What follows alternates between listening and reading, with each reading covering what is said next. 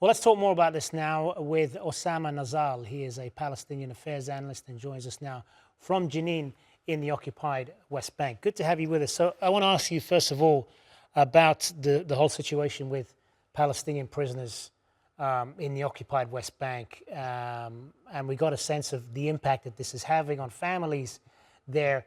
As we reported, there's been a lot more of these detentions and lockups since October 7th, but this is certainly nothing new for Palestinians. This has been going on for a long time, hasn't it?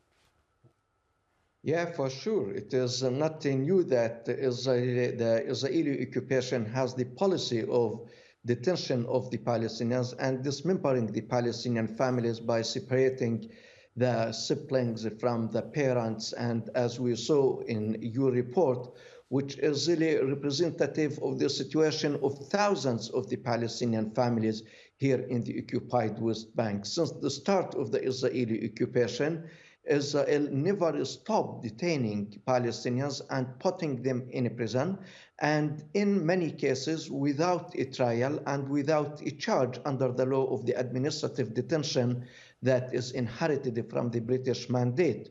So the situation is nothing new, as you mentioned, but a lot of changes happened after the 7th of October as the Israeli prison authorities turned a blind eye not only to the international conventions and the international law, but also to the minimum norms and values of humanity, as the Palestinian prisoners are experiencing the worst form of torture all the time in these prisons today.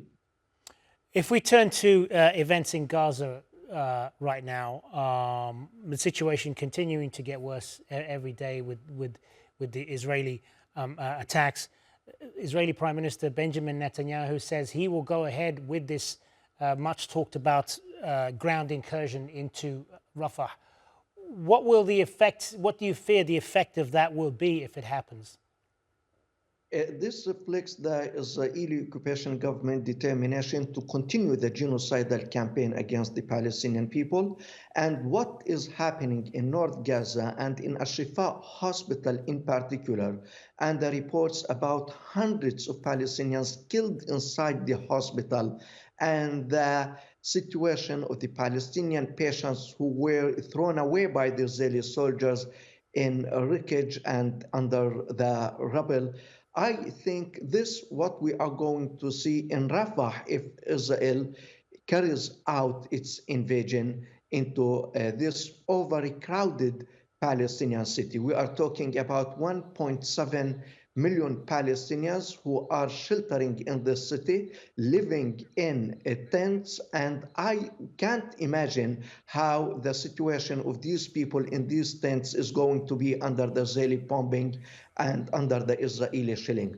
But what is happening now in the south, in the middle, and in North Gaza is not less dangerous than what is expected in Rafah if the Israeli occupation government carries out its plan. And I think that the Israeli Prime Minister Benjamin Netanyahu, and despite the fact that he is under surgery in hospital, he keeps repeating and affirming his intention that this operation is in the offing.